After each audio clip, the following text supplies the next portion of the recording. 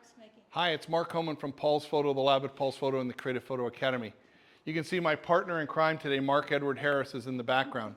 We're continuing with our travel photography workshop, and here we have some Stella lights set up in the studio with the lovely, beautiful, and talented Dee in the background. So Dee is an actress on the stage at a performance we're going to with our travel group, and we're practicing, but we're also working with the light. You can see Mark in the background is setting up the Stella lights.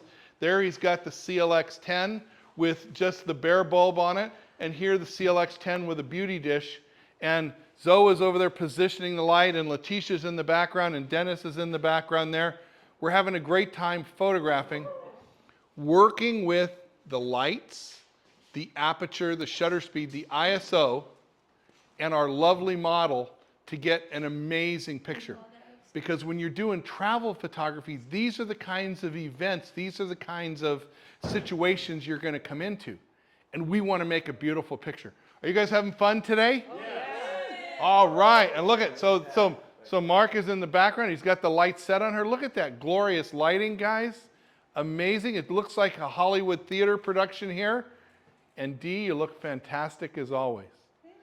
Come on out with our group and have fun, make a picture, and share it.